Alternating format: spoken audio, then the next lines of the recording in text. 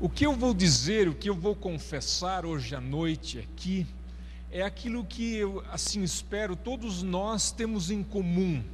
Nós cremos isso, nós pressupomos isso, mas nós nem sempre verbalizamos isso, nós nem sempre dizemos em voz alta isso que nós sabemos a respeito da Bíblia.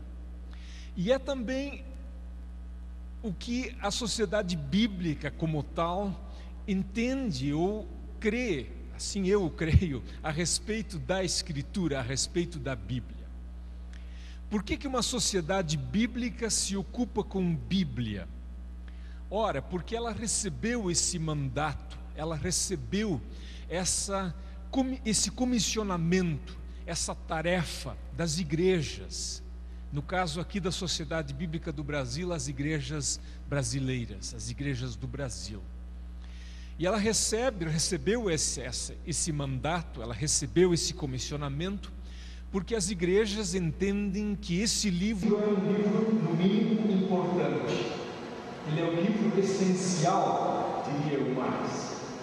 Ele é um livro fundamental para a vida das próprias igrejas.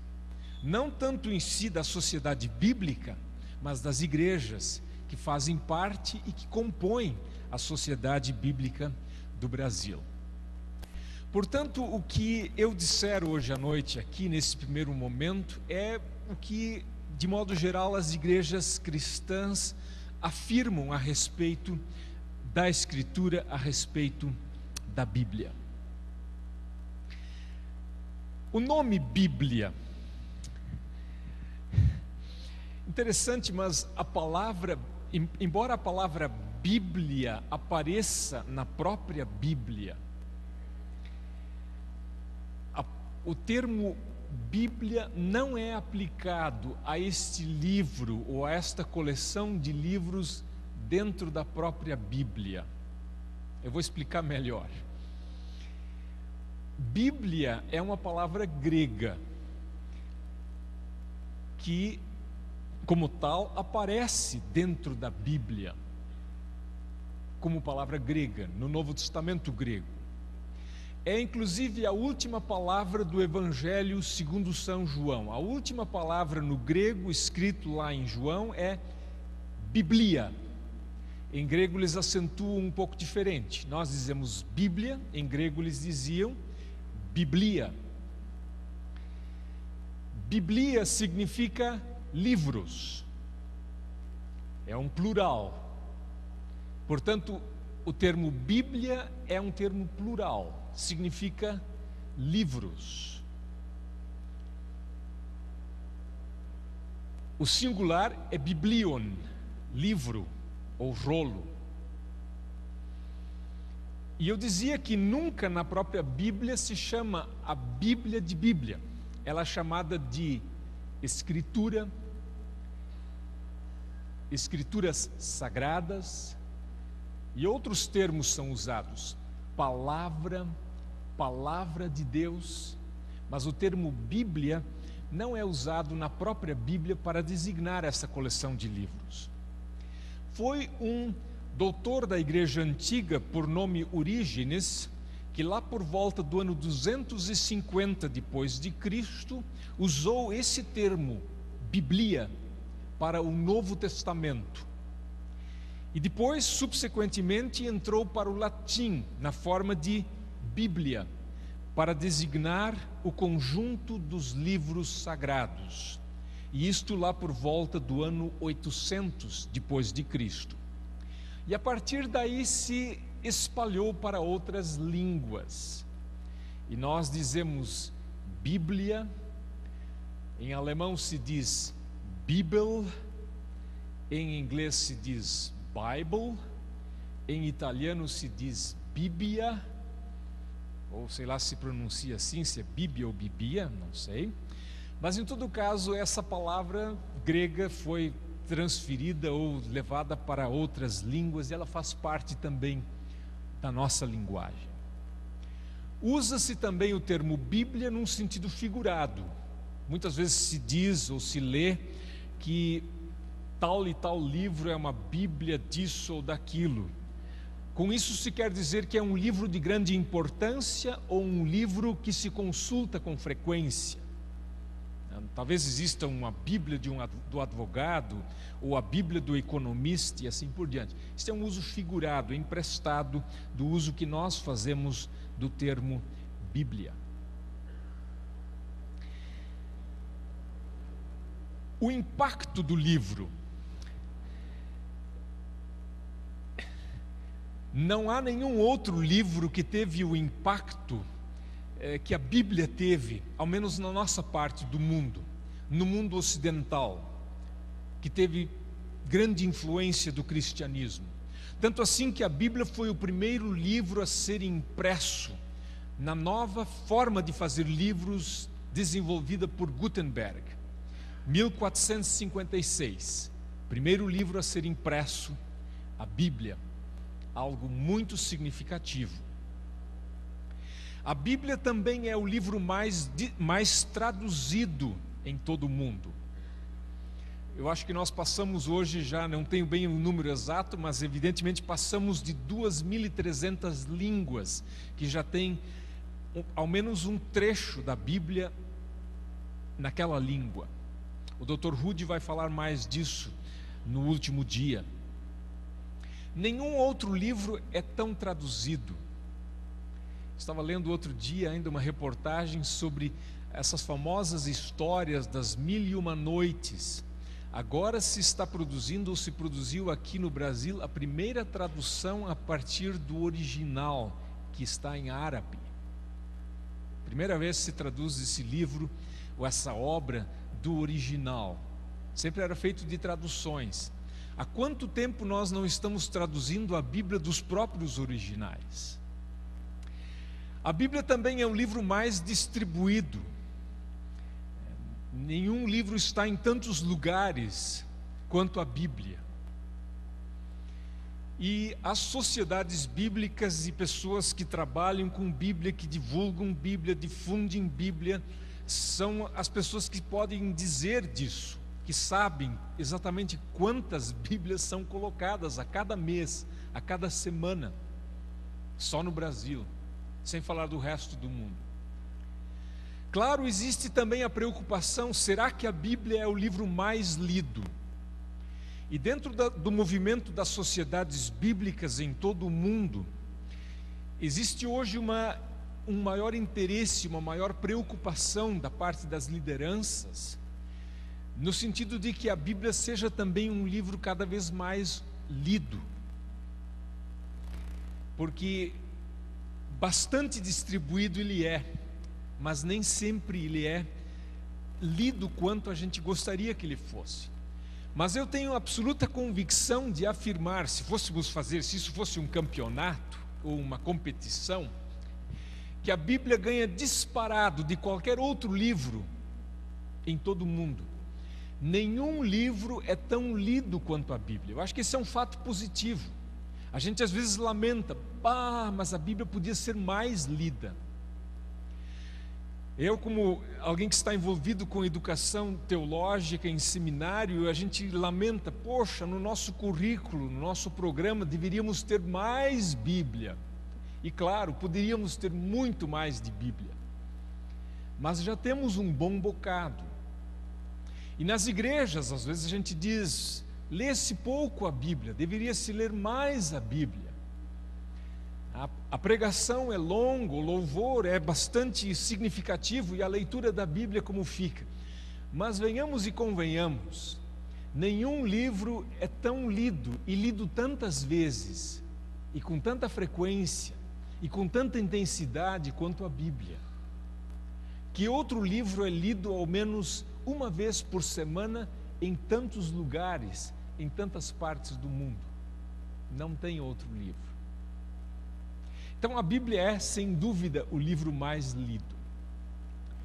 Tê-la em mãos, poder ter uma Bíblia, mais de uma Bíblia até, é sem dúvida um privilégio da modernidade. Isto é resultado do movimento das sociedades bíblicas e, evidentemente, da popularização do livro de modo geral. Em termos de Bíblias, é uma novidade de uns 200 anos para cá, que a Bíblia se tornou mais acessível, que ela se tornou um livro acessível a todos, numa língua que as pessoas conseguem entender, por um preço que elas podem pagar. Em 1804 foi fundada a Sociedade Bíblica Britânica e Estrangeira, dando início ao movimento de sociedades bíblicas.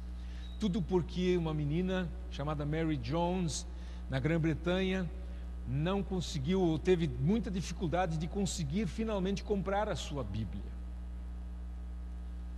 Tê-la em mãos, então, é um privilégio da modernidade. 300, 400, 500 anos atrás, não se tinha Bíblias em casa. Bíblias eram reservadas ou ficavam nas igrejas ou nos mosteiros. Tê-la hoje é um privilégio, pelo qual nós também somos e deveríamos ser cada vez mais gratos a Deus. Primeiro tópico maior, a natureza da Bíblia. Que livro é esse?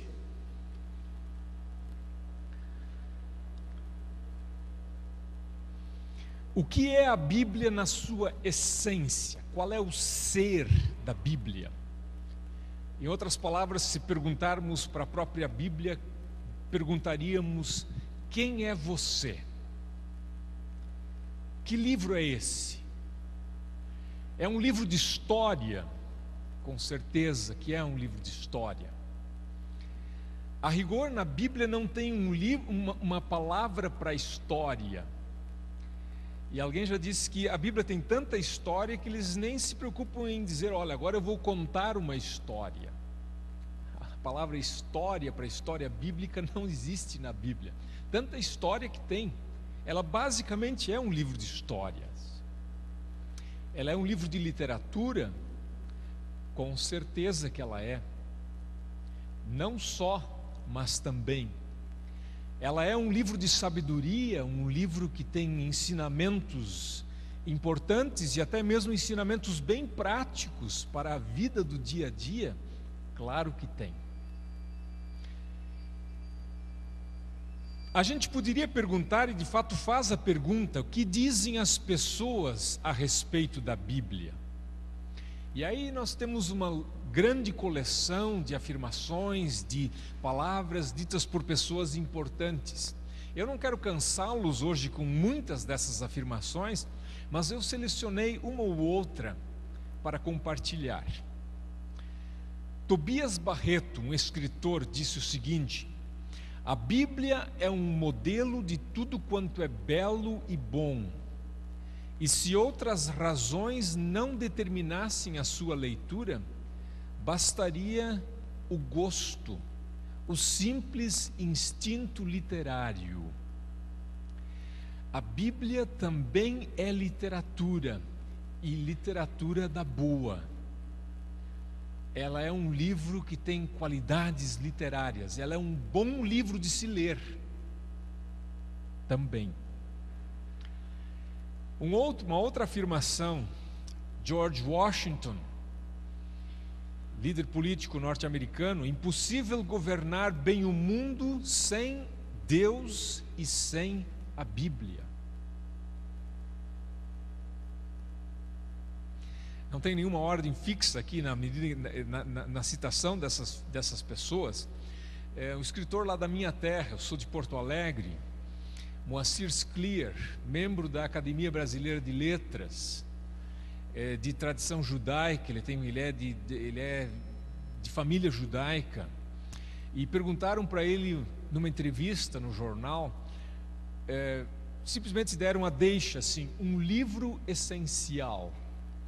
E o Moacir Scliar respondeu: a Bíblia, ela nos remete a uma tradição com milênios de duração, que continua sim sensibilizando e encantando as pessoas. Trata-se de um texto que venceu o tempo, e vencer o tempo é essencial em literatura. Nessa era da eletrônica, nunca se publicou tantos livros quanto hoje. Alguém poderia dizer, mas tem tanto outro recurso, o livro vai morrer. Não, o livro está cada vez mais popular, cada vez mais se publica livros, mas são poucos os livros que vão para uma segunda, uma terceira edição. A Bíblia venceu o tempo, e como diz o Scliar, vencer o tempo é fundamental em literatura. É a diferença entre um clássico e um não clássico. E eu trouxe, esse eu li há poucos dias, uma afirmação de João Ferreira de Almeida, aquele que dá nome até à nossa Bíblia, Bíblia de João Ferreira de Almeida.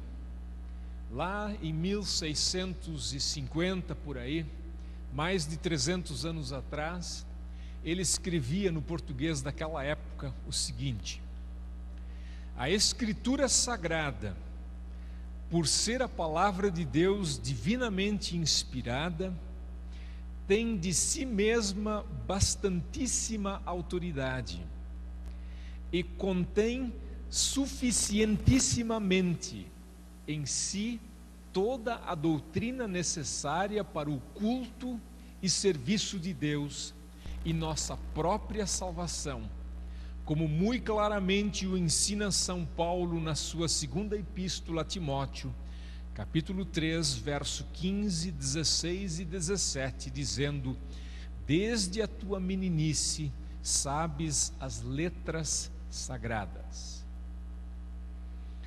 Este é o nosso Almeida, falando lá em 1650, 60 por aí.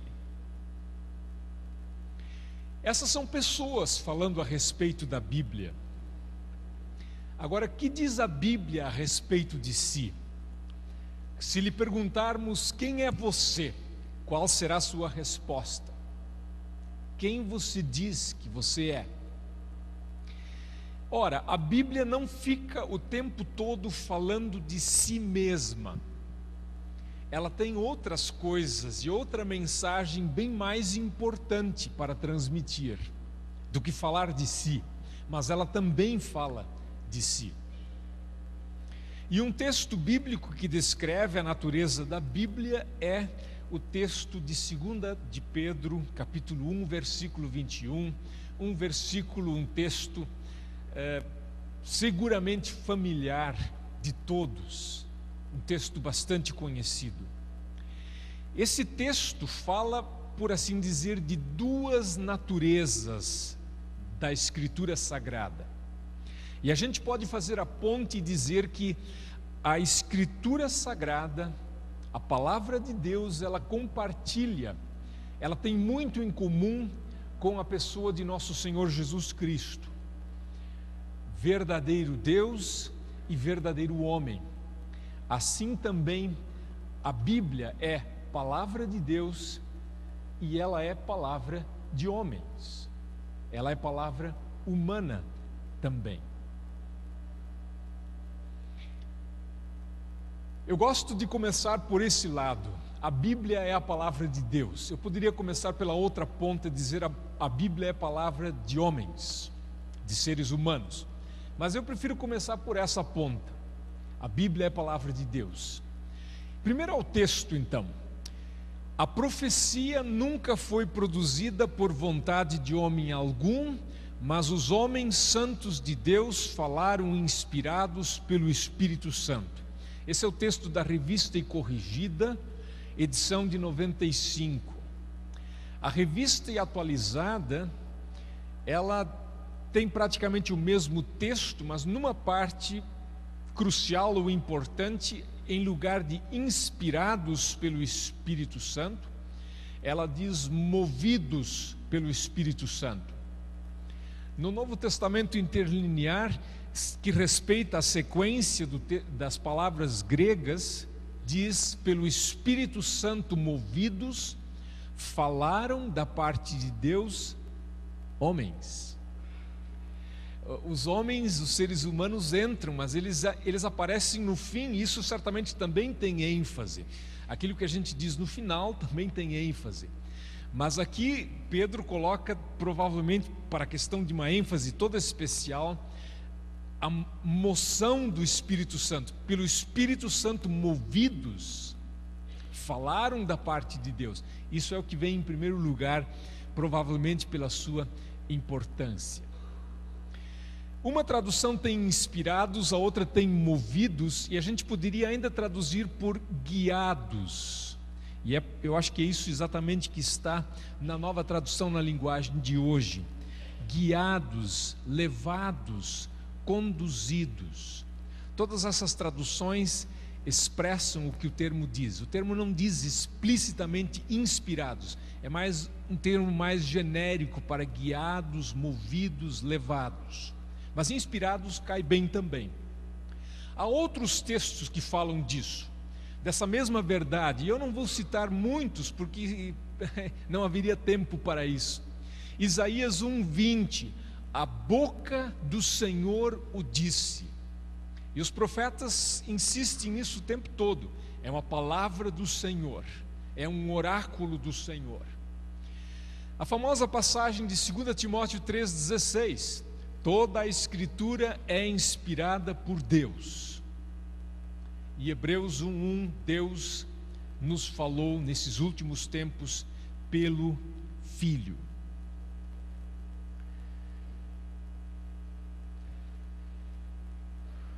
A maioria dessas afirmações a respeito da Escritura, ou ao menos a maioria das que eu citei aqui, aparecem no Novo Testamento. Até mesmo essa passagem de 2 de Pedro 1:21, bem como a 2 Timóteo 3:16, elas têm em vista primariamente o Antigo Testamento.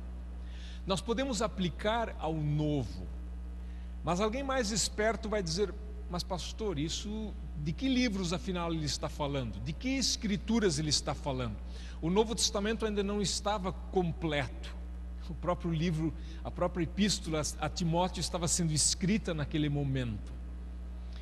Então poderia surgir a pergunta: como isto se aplica ao Novo Testamento? Por isso eu gosto de trazer mais um argumento, um outro enfoque, e de dizer que a Bíblia é palavra de Deus, e ela é o que ela é, a partir da própria atitude de Jesus Cristo. Ele citou e cumpriu o Antigo Testamento, ou como alguns preferem, o Velho Testamento. Na tentação, no deserto, ele citou as Escrituras com autoridade. Ele cumpriu, ele disse que ele não veio para anular ou colocar de lado, mas para cumprir a lei e os profetas.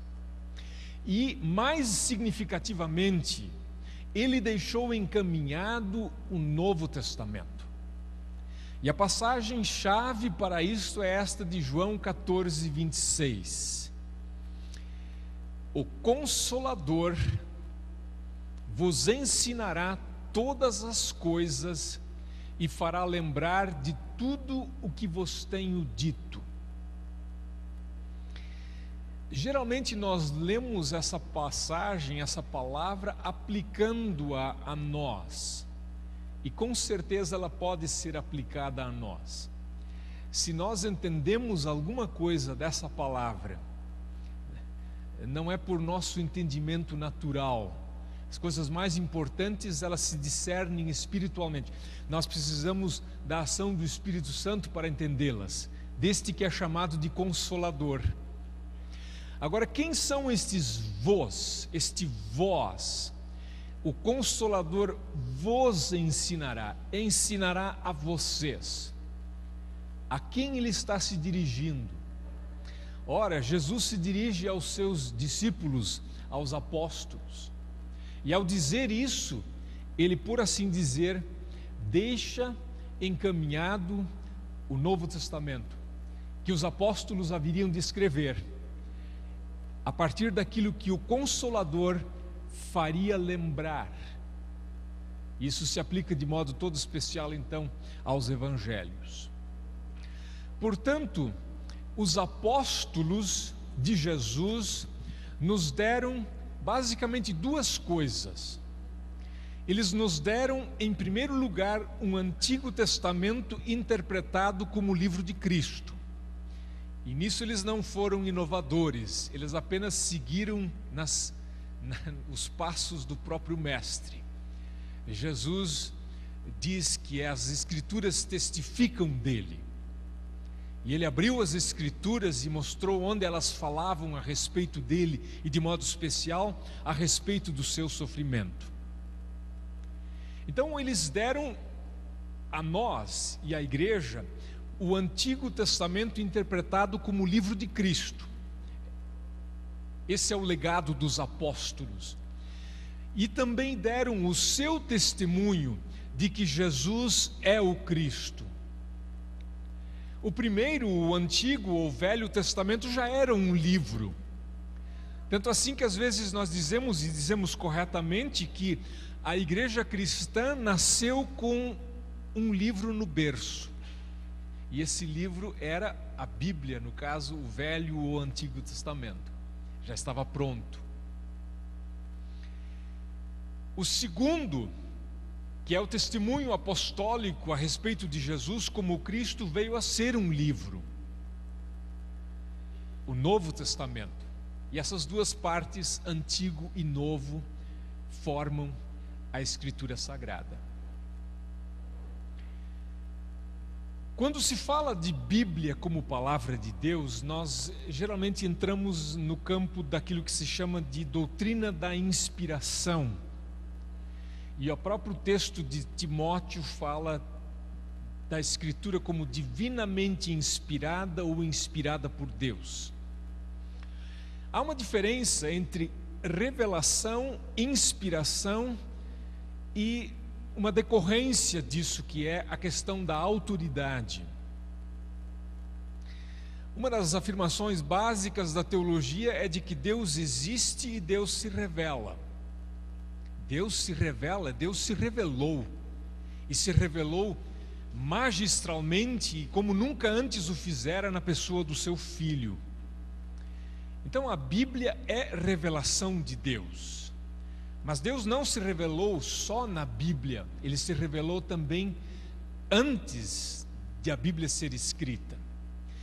Quando nós falamos então de inspiração, nós falamos de revelação especificamente desse texto que aqui está. Então a Bíblia é a revelação inspirada de Deus. Quando falamos de inspiração, nos referimos mais especificamente à Escritura. E é em função desta revelação e inspiração que a Escritura ou a Bíblia tem autoridade. Alguém poderia argumentar, a Bíblia tem autoridade na igreja porque tradicionalmente ela tem essa autoridade. E porque nós decidimos dar-lhe essa autoridade e assim por diante. Mas a própria Bíblia também fala com autoridade, ela diz que ela tem essa autoridade. E os profetas e os apóstolos que aqui falaram com autoridade porque falaram em nome de Deus. Então é difícil, ou é muito mais fácil dizer a Bíblia tem autoridade porque ela tem um autor que é autoridade, e este autor é o próprio Deus. Às vezes se diz que a Bíblia é apenas resposta humana à revelação de Deus. Claro que ela é resposta humana, ela foi escrita por pessoas, ela foi escrita por seres humanos, não por anjos. Mas ela não é apenas a resposta, ela é também ela própria a revelação de Deus. Homens inspirados ou texto inspirado? Ora, as duas, mas o que nós temos hoje de fato é um texto inspirado. Os homens inspirados não permaneceram, mas o texto inspirado, este sim, este ficou. Quanto ao processo da inspiração, ele não é descrito ou explicado. Aí nós precisamos silenciar onde a Escritura silencia. Ela não nos dá detalhes de como foi ou como não foi. Confessar isso, dizer que a Bíblia é palavra de Deus, é de fato um testemunho de fé e um ato de louvor. Nós o fazemos na igreja com a maior tranquilidade, em academias, em universidades, em seminários, nem sempre é a coisa mais normal ou natural de se fazer, de confessar e dizer: a Bíblia é a palavra de Deus. Eu, graças a Deus, cresci dentro dessa confissão. E por mais que tenha andado para cá e para lá, nunca abri mão dessa confissão e dessa convicção básica. E louvo a Deus por isso.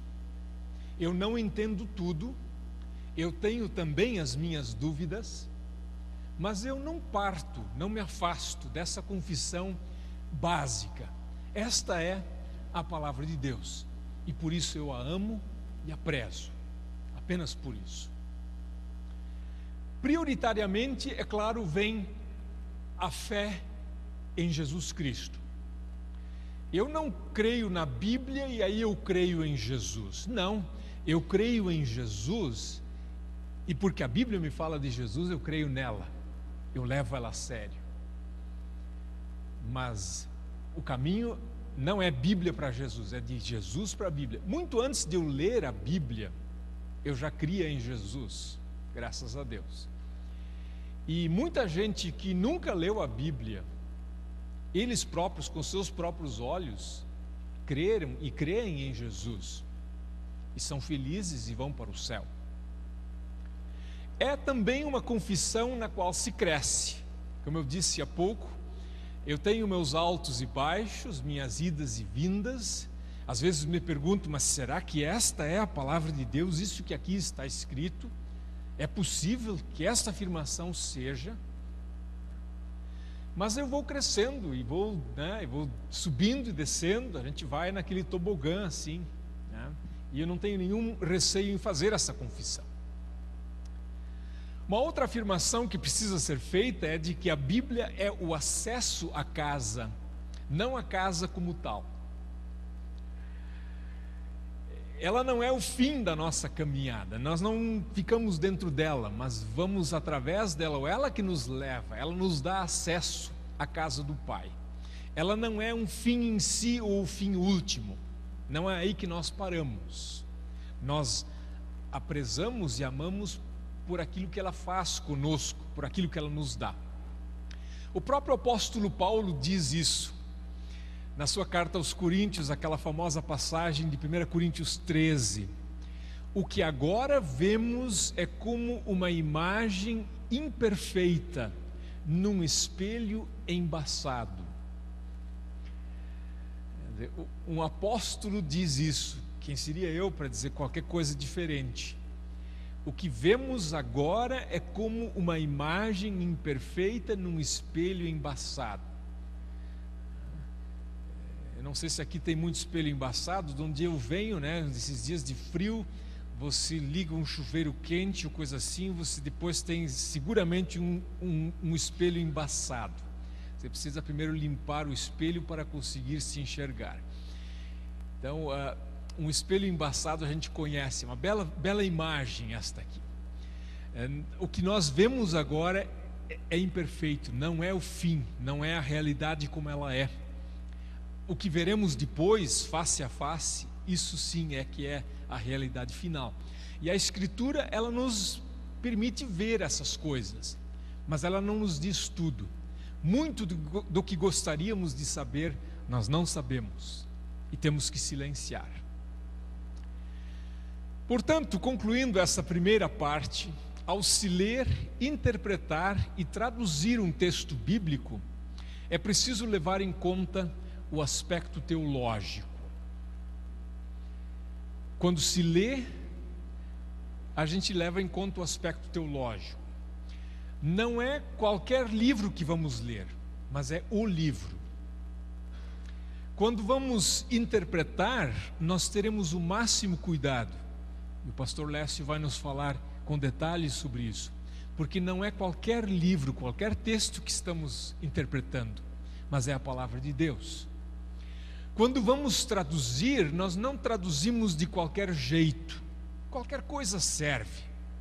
Vamos fazer com pressa, rápido. Precisamos imprimir esse livro. Não, leva tempo, leva muito tempo. Leva 5 anos para traduzir o Novo Testamento, leva 10 anos ou mais, isso quando tudo corre bem, para traduzir o Antigo Testamento. 15 anos, então, é tempo. Mas como é o texto que é, sendo o livro que é, só a melhor tradução é boa para nós. Esse ponto é mais pacífico. A Bíblia é palavra humana.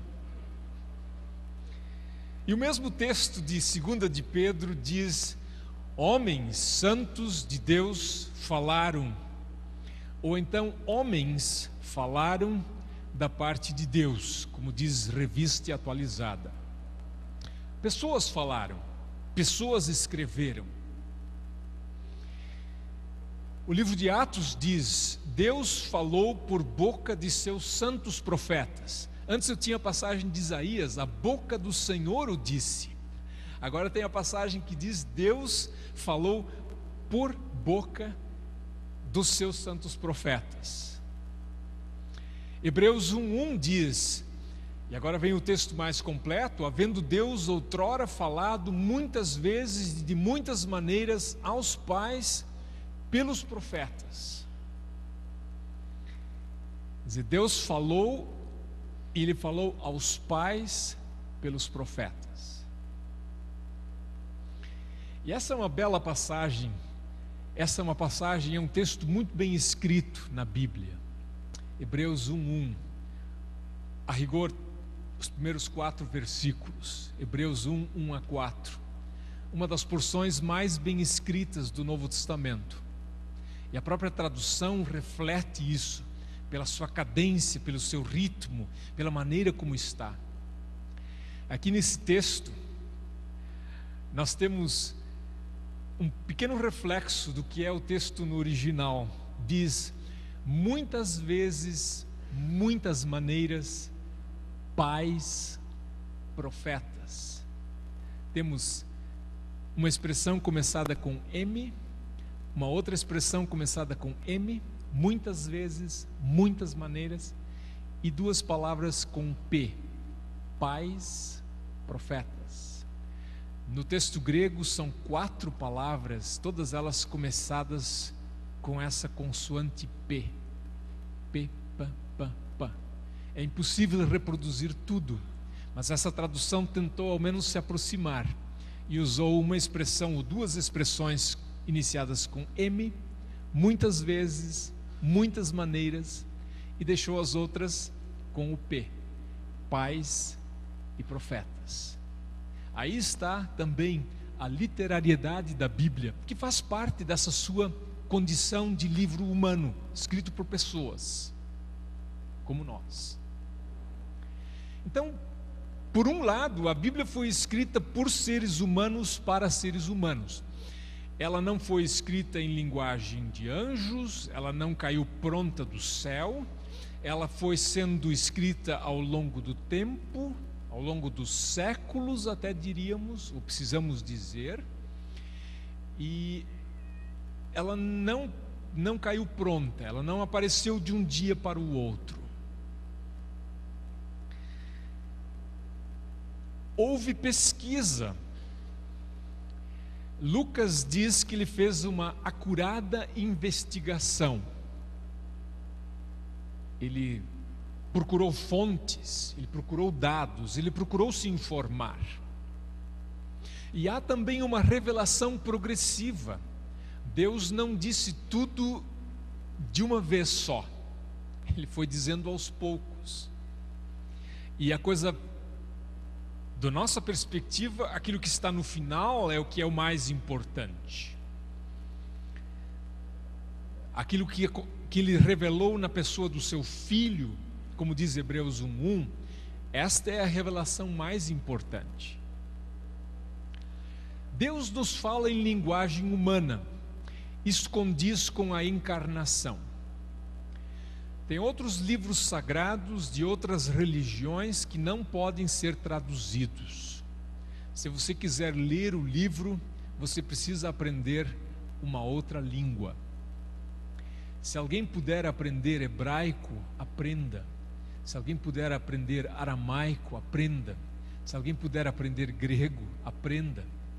Agora, não é uma necessidade em si, uma necessidade absoluta. Se você não aprender, não vai ler a Bíblia. Não, você pode ler. Ela está em sua linguagem, numa linguagem que você entende. E isso, que para nós é tão normal, também deve ser vista como algo singular e motivo de gratidão, porque condiz com a encarnação. Não somos nós que vamos a Deus aprendendo a falar a linguagem dele, mas é ele que vem a nós falando a nossa linguagem, correndo o risco até de ser mal interpretado, mas ele o faz. E alguém já disse, só Deus mesmo para nos dar a sua palavra dessa maneira.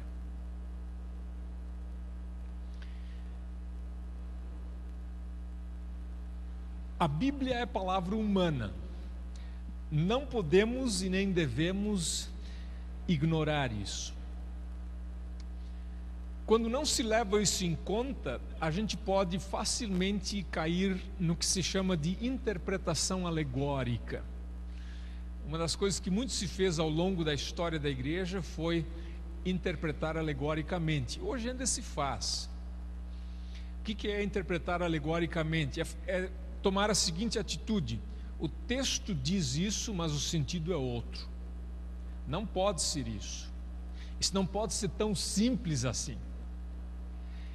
Tem que ter um outro sentido, tem que ter algo mais profundo ou mais elevado, enfim, não pode ser isso. O que Deus realmente está querendo dizer? Não, Ele está dizendo o que está escrito aqui. Não pode driblar as palavras, tem que levar as palavras a sério, tem que levar o texto a sério.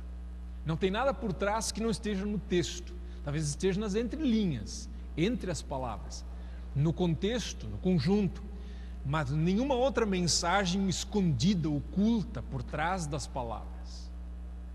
Quando não se leva o lado humano da Bíblia suficientemente a sério, nós facilmente entramos para isso. Não, tudo é palavra de Deus, Deus diz coisas mais importantes do que essas. Aí existe um risco. E ao se traduzir, ler e interpretar um trecho bíblico, é preciso considerar os aspectos histórico e linguístico literário. Não tem como fugir de estudar história para se estudar a Bíblia mais aprofundadamente. E história faz parte da nossa realidade, é a nossa história.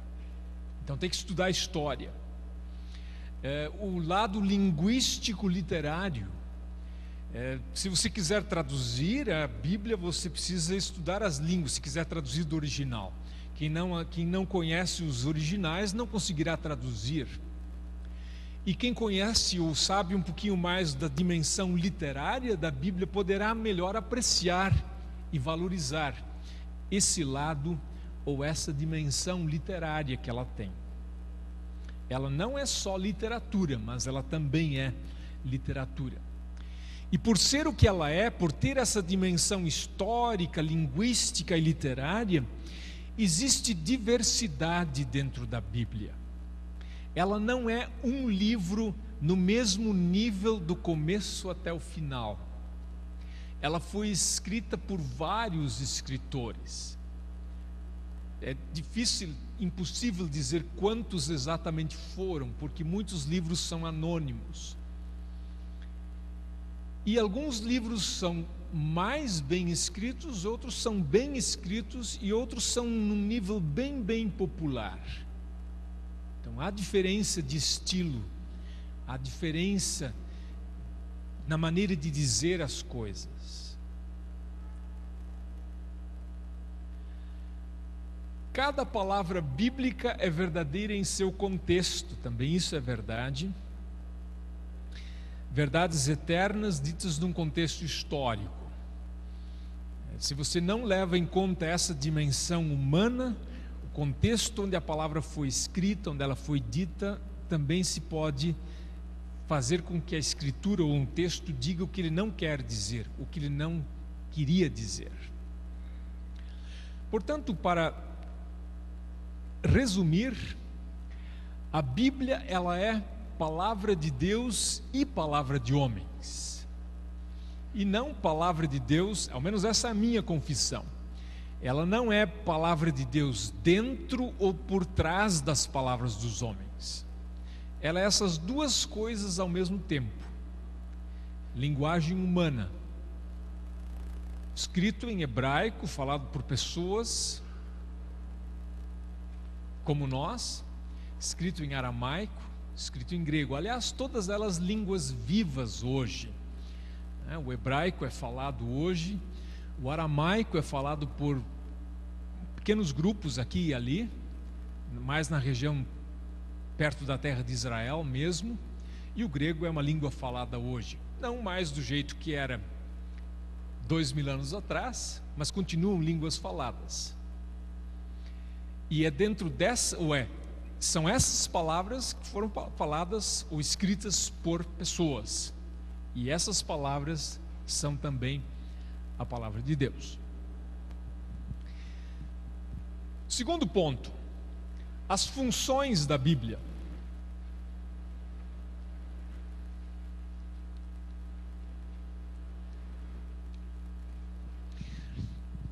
O termo função nos faz perguntar pela utilidade ou serventia da Bíblia.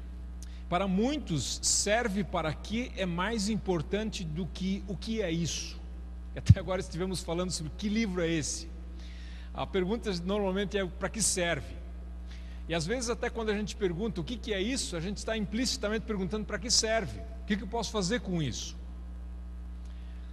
A resposta a essa pergunta sobre as funções, o que dá para fazer com ela, o que ela quer fazer conosco, essa resposta vem na segunda carta a Timóteo 3,16, ela é útil ou proveitosa para o ensino, para a repreensão, a correção, para a educação na justiça. Eu coloquei entre parênteses o texto mais antigo da Revista e Corrigida. Ela é proveitosa para ensinar a verdade, condenar, ou melhor, não é o texto mais antigo, mas o texto mais recente da linguagem de hoje. Ensinar a verdade, repreensão significa condenar o erro, correção é corrigir as faltas, e educação na justiça é ensinar a maneira certa de viver. Outra vez um texto bem escrito, porque as pontas se tocam e a parte do meio se toca. São 4 itens, mas os de fora, o ensino e a educação têm muito em comum. E repreensão e correção também têm muito em comum. De sorte que a gente poderia dizer, daria para resumir em 2 partes, para ensinar e para corrigir. Os textos bíblicos, portanto, ao revelarem fatos, ao relatarem fatos, proclamarem uma mensagem, cantarem louvores, etc., constituem revelação da parte de Deus. Elas são um ensino. Para que serve então? Serve para ensinar, especialmente para ensinar aquilo que sem esse livro a gente não conhece, a gente não sabe. E aquilo que a gente não sabe, aquilo que a gente precisa conhecer é a vontade final de Deus quanto à fé e à vida. Essa é uma maneira bonita de resumir a mensagem da Bíblia. O que tem na Bíblia? O que ela ensina? Bom, ela ensina sobre fé e vida. Fé é o que crer, ou melhor, em quem crer. E vida é como vamos viver. E a igreja cristã, quando ela quer responder essa pergunta, em quem crer, ela vai à Bíblia. Como viver, ela busca orientação na Escritura. Além de ser uma palavra que ensina, ela também é palavra de poder. E isso todos nós sabemos muito bem, mas às vezes também quase que não nos damos conta disso. Ela é uma palavra de poder. 2 Timóteo 3 diz que a Escritura serve para repreender e corrigir. Como palavra de poder, ela é poderosa desde que Deus começou a falar, ao menos segundo o registro bíblico. Deus disse: haja luz e houve luz. Há outros textos que confirmam isso, textos por demais familiares, né? Isaías 55, a palavra que sair de minha boca não voltará para mim vazia. O que é uma palavra voltar vazia? Na dúvida, a linguagem de hoje explica para nós, diz: não volta sem ter feito o que eu quero. Ela não volta de mãos abanando, nós diríamos. Ela volta tendo feito o que ela quer fazer. Jeremias 23, 29. Não é a minha palavra como fogo, diz o Senhor, como um martelo que esmiuça a penha. Muita gente tem dificuldade de entender o que é penha, por isso a linguagem de hoje coloca a marreta que quebra grandes pedras. É difícil quebrar uma penha com um martelo, você já precisa mais de uma marreta mesmo. Mas é assim que é a Escritura, é assim que é a palavra de Deus. Romanos 1,16, o Evangelho é o poder de Deus para a salvação de todo o que crê. E a famosa passagem de Hebreus 4,12, a palavra de Deus é viva e poderosa, corta mais do que qualquer espada afiada dos dois lados, ela vai até o lugar mais fundo da alma. E a Escritura tem esse poder porque ela nos traz o Verbo, a palavra encarnada, o próprio Cristo, pelo poder do Espírito Santo.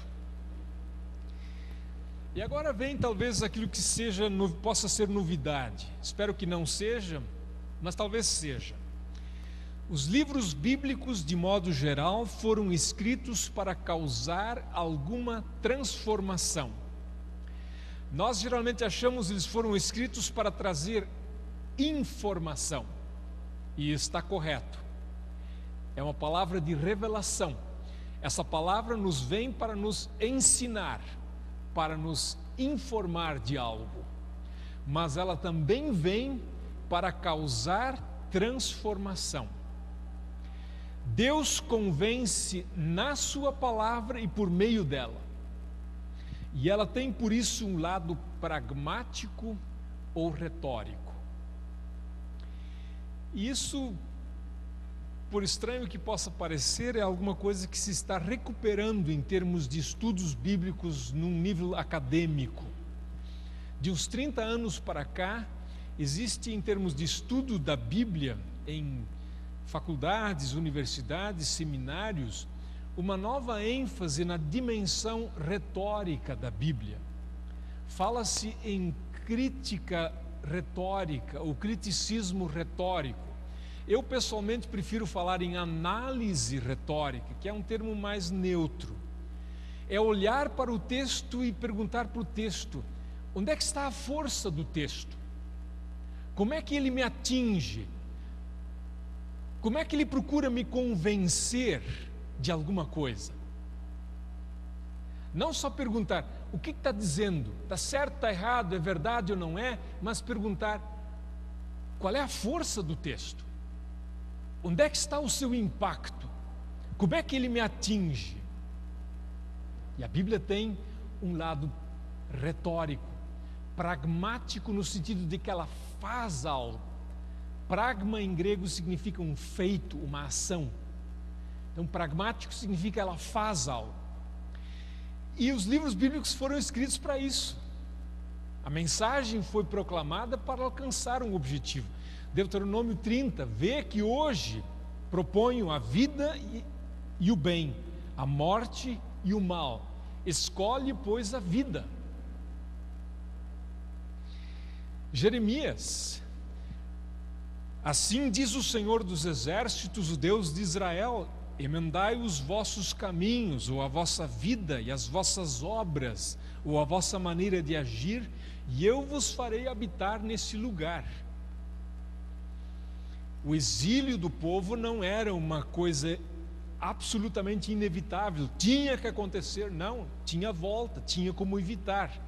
Só que o povo não acolheu a palavra. No Novo Testamento, Lucas 1:4, eu peguei um texto da lei, um dos profetas, agora um evangelho e depois uma epístola. Lucas 1:4, o evangelista escreve para que tenhas plena certeza das verdades em que foste instruído. Ele quer que alguma coisa aconteça, que essa pessoa que já foi instruída, que ela tenha plena certeza, não só certeza, mas plena certeza das verdades em que ela foi instruída.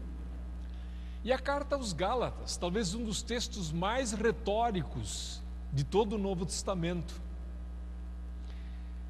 Para a liberdade foi que Cristo nos libertou. Permanecei, pois, firmes e não vos submetais de novo a jugo de escravidão. Vocês foram colocados no campo da liberdade. Mas os cristãos das igrejas da Galácia, eles estavam perigosamente indo do outro lado, caminhando para o pântano, para as areias movediças, para o precipício, se quiserem, de novo da lei, da circuncisão. E o que diz o apóstolo? Ele escreve e diz: olha, eu tenho uma coisa para vos informar, eu tenho um assunto importante para comunicar. Não, ele comunica isso porque ele quer segurá-los, ele quer puxá-los de volta, ele quer exatamente isso, que não vos submetais de novo a jugo de escravidão. Esse é o lado pragmático, retórico. A carta foi escrita para segurar os cristãos no Evangelho. Por fim, a finalidade da Bíblia. Função é aquilo que ela faz. Em outras palavras, ela mexe com a gente. Ela nos ensina e mexe com a gente. Agora, a finalidade, qual é o fim dela? Para onde ela quer nos levar? Qual é o grande objetivo dela? E aí a gente diz que, em primeiro lugar, ela não tem o objetivo que muita gente gostaria que ela tivesse, ou seja, que ela matasse a sua curiosidade sobre uma série de coisas ou respondesse um bom número de perguntas que nós temos, que são até, eu acho, legítimas, mas que ela não responde. Por quê? Porque não é esta a sua finalidade. Para muitos, a Bíblia é um livro de enigmas e mistérios. E, embora existam coisas na Bíblia que a gente não entenda completamente, aquilo para a qual ela nos foi dada, quanto à sua finalidade maior, nisso ela é absolutamente clara. Não tem nenhuma confusão, não tem nenhuma coisa obscura ou enigmática. E é isso que está colocado em 2 Timóteo 3,15: tornar-te sábio para a salvação pela fé em Cristo Jesus. Cada palavra aqui é importante. Tornar-te sábio. Sábio para quê? Para a salvação. Como salvação? Pela fé. Que fé? Fé em quem? Em Cristo Jesus. Também João 20:31, famosa passagem: isto foi escrito, registrado, para que creiais que Jesus é o Cristo, o Filho de Deus, e para que, crendo, tenhais vida em seu nome. Crer para ter vida no nome de Jesus. Resumindo e concluindo, basicamente a palavra de Deus nos vem como uma mensagem dupla. E essa é uma outra maneira interessante de resumir a mensagem bíblica. Alguém escreveu uma vez um livro dizendo o não de Deus e o sim de Deus. Então tem momentos em que Deus diz não, e há momentos em que Deus diz sim. E esse não, ele geralmente diz para os nossos projetos ou as nossas ideias, especialmente quando se trata de a gente achar a salvação é do jeito que eu quero. E aí Deus diz: não. A gente chamaria isso também de lei. E aí Deus diz: mas é como eu decidi, como eu planejei e executei. E essa é a boa notícia do Evangelho. Este é o sim de Deus. E através deste não e sim é que Deus nos leva para onde Ele quer nos levar. E é diante dessa fé, diante dessa convicção fundamental de que Deus quer nos levar para a sua casa com essa mensagem, é que nós, em profundo respeito, nos submetemos ao ensino da Bíblia, confessando que nela Deus revela e oferece a salvação em Cristo, e por isso o cristão aceita a Bíblia como autoridade final sobre a sua fé e a sua vida. O salmista confessa: vê como amo os teus ensinamentos, ó Senhor. Conserva-me vivo por causa do teu amor. Todas as tuas palavras são verdadeiras. Os teus mandamentos são justos e duram para sempre. Eu amo o teu ensino. Conserva-me vivo por causa do teu amor, não porque eu amo o teu ensino, mas porque o teu amor vem antes, e porque o teu amor é tão grande, eu te amo e amo os teus ensinamentos. Que essa seja também sempre a nossa confissão, essa do salmista no Salmo 119. Portanto, irmãos e irmãs, eu vou parando por aqui.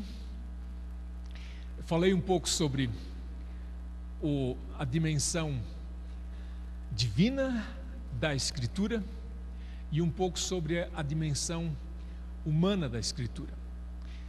Os irmãos e as irmãs vão perceber que daqui para frente, especialmente amanhã e depois, nós estaremos falando bastante sobre a dimensão humana da Escritura. Não se escandalizem, não se ofendam com isso. Por isso essa afirmação inicial é importante, para que tenham certeza de que nós, que aqui estamos palestrando, e a Sociedade Bíblica do Brasil, nada quer tirar e nem vai tirar dessa confissão básica, de que esta é a palavra de Deus. Mas, nesse seminário de ciências bíblicas, estaremos nos dedicando mais a questões, de certa forma, mais ligadas a essa dimensão humana da Escritura. A começar pela interpretação bíblica, que é feita por nós, que Deus nos entregou a nós para fazermos. Lermos e interpretarmos é uma tarefa também humana. Deus nos abençoe e acompanhe e enriqueça nessa nossa jornada que agora e nesse momento acabamos de iniciar. Amém.